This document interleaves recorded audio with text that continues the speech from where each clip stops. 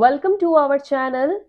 क्या कर रहे थे बच्चे? हम बिजनेस स्टडीज का यूनिट 2 हम कंप्लीट कर चुके हैं almost. The very last topic is choice of form of business organisation. तो बच्चे इसके साथ हमारा यूनिट 2 कंप्लीट हो जाएगा।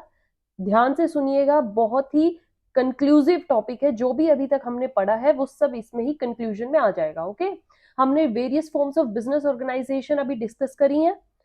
कंपनी क्या होती है, सोल प्रोप्राइटरशिप क्या होती है, पार्टनरशिप क्या होती है, हिंदू अनडिवाइडेड फैमिली बिजनेस कैसा होता है, कोऑपरेटिव सोसाइटीज में क्या होता है।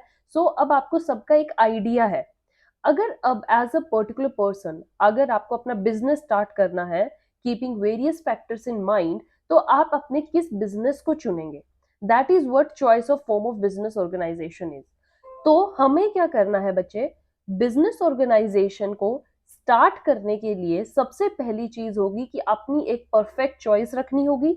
और चॉइस के साथ साथ हमें कुछ फैक्टर्स को ध्यान में रखना पड़ेगा। वो फैक्टर्स क्या हैं वो मैं अब आपको डिटेल में बताऊंगी, प्लस मैं आपको प्रोज एंड कॉन्स हर फॉर्म ऑफ बिजनेस ऑर्गेनाइजेशन के साथ कंपेयर करके दिखाऊंगी। Right? So as you can see there are various factors that we need to be keep in mind, that are need to be taken into consideration while starting a business. And while we study those factors, तभी हम एक perfect choice, एक decision पे आएंगे। ठीक है? इधर और वो डिसीजन हमें कब लेना होता है, एक और चीज बचे कि हमें चॉइस करनी क्यों होती है। डिसीजन या तो आप बिल्कुल स्टार्टिंग में लेते हैं जब आप अपना बिजनेस स्टार्ट करने वाले होते हैं, या फिर अगर आपने अपने बिजनेस को एक्सपैंड करना है, means at the time of expansion भी आपको चॉइस करनी पड़ती है कि क्या मैं इसको फर्दर आगे और एक्सपैंड करूं, या ये बिजनेस मुझे यहीं बंद कर देना चाहिए, क्या मुझे दूसरे बिजनेस पे शिफ्ट करना चाहिए। So that are the various things. और यही फैक्टर्स अगर आपने स्टार्टिंग में अच्छे से स्टडी कर लिए, तो यही फैक्टर्स या तो आपको बिल्कुल ऊंचाइयों पर लेके चले जाएंगे, मीन्स आपके बिजनेस को, या आपका बिजनेस वहीं शट डाउन भी हो सकता है। अपनी चॉइस को आपको बहुत परफेक्टली देना है, सारे फैक्टर्स को अच्छे से सोच समझ के करना है। Let's start today's topic by considering various factors. आज मैं वेरियस फैक्टर्स करूंगी and we will study from the point of view of, let's take a sole proprietorship. बच्चे एक फॉर्म हमने ये करी थी। Okay, the other is partnership and then is joint stock companies. Right? तो हम इसके बेसिस पे अब देखते हैं कि कौन कौन से फैक्टर हमें ध्यान में रखने पड़ेंगे। All right, so the very first is ease in formation.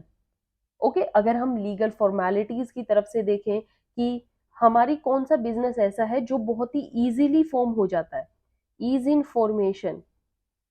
तो बताइए ऐसा कौन सा बिजनेस है जिसको आपको स्टार्ट करने में बिल्कुल भी दिक्कतें नहीं आएंगी, कोई फॉर्मेलिटी नहीं करनी है, सिंपल एक डिसीजन लिया और जब आपका मन कर गया उसको स्टार्ट कर देंगे।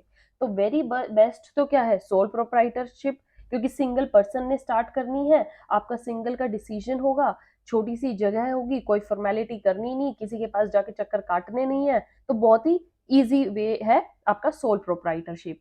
Then is partnership is also very easy from concept of ease information. Company is a little bit typical, इसलिए हम ईज इन्फॉर्मेशन से देखें तो कंपनी के लिए आपको इतना ईजी नहीं रहता है, क्योंकि आपको इसमें एक लीगल फॉर्मेलिटीज फुलफिल करनी पड़ती हैं। कंपनीज एक्ट 2013 में जो भी चीजें लिखी आपको पहले वो डॉक्यूमेंट्स सबमिट करवाने पड़ते हैं। In the last session I told you about various documents. जिस बच्चे को नहीं समझ में आया है क्या डॉक्यूमेंट्स होते हैं, गो टू दैट सेशन और अपने अच्छे से समझिए कि सेशन वेरियस डॉक्यूमेंट्स क्या होते हैं कंपनी को फॉर्म करने के लिए। सेकेंड फैक्टर आप कौन सा ध्यान में रखोगे? That is liability. Okay, liability कि कल अगर आपका बिजनेस बंद हो जाए या क्रेडिटर्स का पैसा देना ज्यादा हो जाए तो आपके सर पर कितनी लाइबिलिटी रहेगी। तो अगर आप देखिए सोल प्रोप्राइटरशिप के बेसिस पे तो आपके फुल लाइबिलिटी है सर।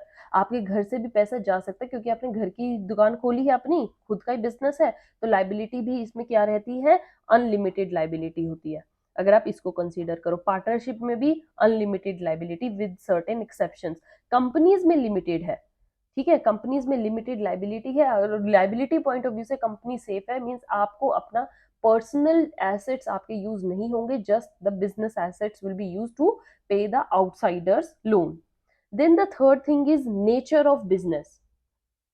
ठीक है, आपका बिजनेस किस नेचर का है, किस एक्टिविटी को आप अपने बिजनेस में परफॉर्म करने वाले हो, उससे भी कुछ डिसाइड होता है। देखिए अगर क्या होता है हमारे बिजनेस, ट्रेडिंग बिजनेस हो जाता है, मैन्युफैक्चरिंग बिजनेस है, सर्विस प्रोवाइड कर रहे हो आप कुछ, तो ये चीजें आपकी होती है। देखिए अगर आपका स्मॉल ट्रेडिंग बिजनेस है या कुछ प्रोफेशनल पर्सनल कोई सर्विस दे रहे हो आप, पर्सनल प्रोफेशनल, जैसे हेयर सलून हो गया, डेंटिस्ट हो गई, तो यहाँ पर क्या है, ये सोल प्रोप्राइटरशिप के लिए बेस्ट है।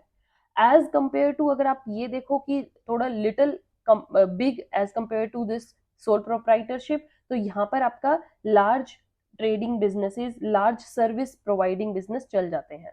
बट जो मैन्युफैक्चरिंग है, इंडस्ट्रियल वर्क है, वो आपका कंपनीज के थ्रू ही होगा, जॉइंट स्टॉक कंपनीज में ही। सो नेचर ऑफ बिजनेस भी डिसाइड करवाता है कि आपको किस तरह की फॉर्म ऑफ बिजनेस को चुनना है। Then the fourth is ease of raising finance. Finance कहाँ से इजीली अवेलेबल होगा? कैपिटल। देखिए capital, you all know, business का लाइफ ब्लड होती है कैपिटल। पैसा है तो आप अपने बिजनेस को स्टार्ट करने के लिए रिस्क को तो देखते भी नहीं हो, नजरअंदाज कर देते हो। तो पैसा है तो आप सब कुछ स्टेप इजीली ले लोगे। और अगर आप सोल प्रोप्राइटरशिप के बेसिस पे देखो तो इजी नहीं है फाइनेंस कलेक्ट करना, क्योंकि आपको जो आपके पास खुद की पूंजी है वही लगेगी। पार्टनरशिप में भी सेम यही होता है कि आपको घर से पैसा देना पड़ता है।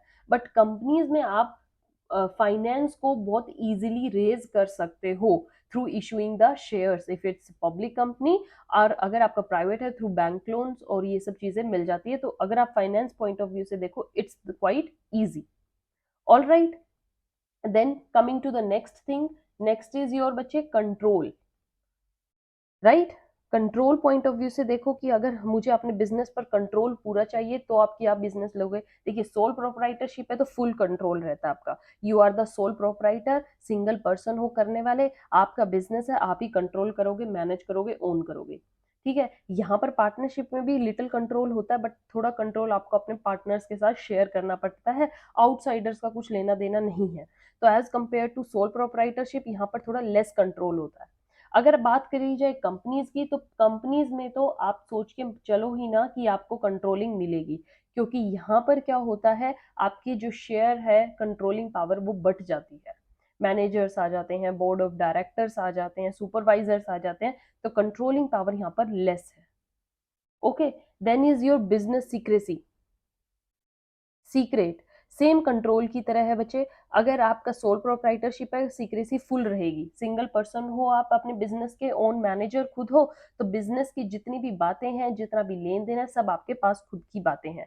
पार्टनरशिप में भी there is a quite secrecy. अगर आपके बीच में अच्छी अंडरस्टैंडिंग है तो एक बिजनेस सीक्रेसी बनी रहती है। Yes, it is there.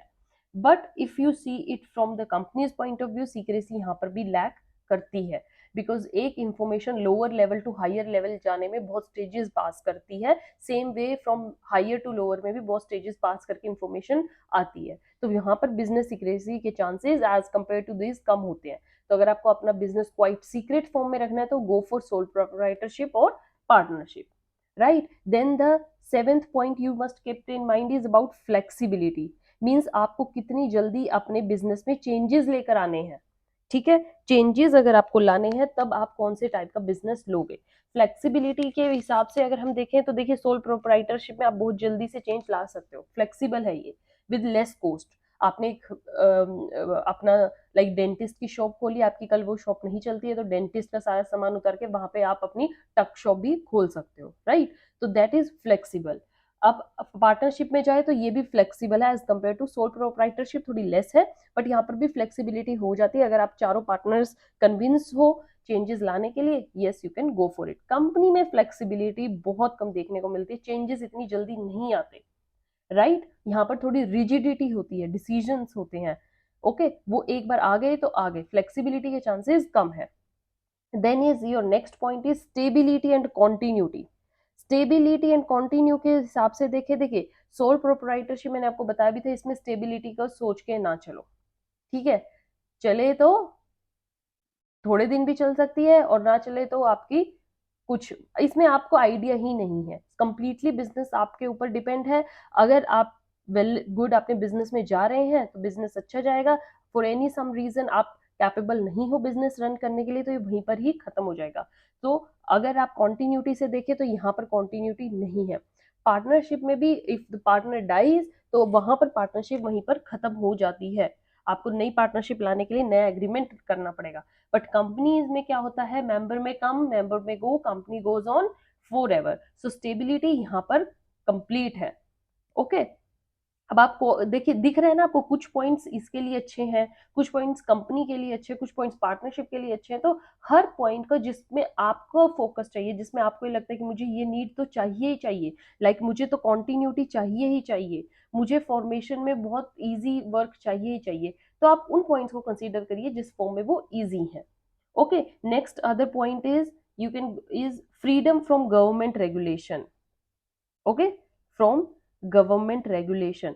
तो देखिए अगर आपकी सोल प्रोप्राइटरशिप है तो यहाँ पर तो आप कंप्लीट फ्रीली हो, है ना, गवर्नमेंट ज्यादा नोकझोंक नहीं करती छोटे बिजनेसेस में, या अगर आपका खुद का व्यापार है तो गवर्नमेंट इतनी आके रेगुलेशन नहीं करती, ठीक है। एज कम्पेयर टू पार्टनरशिप में भी आपको पार्टनरशिप एक्ट के अकॉर्डिंग चलना होता है, कुछ चीजें हैं जो आप नहीं कर सकते, अदरवाइज यहाँ पर भी फ्रीडम है ही। बट कंपनीज में ऐसा नहीं है, कंपनी को रेगुलर जो गवर्नमेंट की तरफ से अपडेट्स आते हैं, अमेंडमेंट्स आती हैं, या कुछ भी पॉलिसी आती है उनको वो फॉलो करनी पड़ेंगी, तो they have to follow the government's rules and regulation, they can not run away from these. Then is taxation.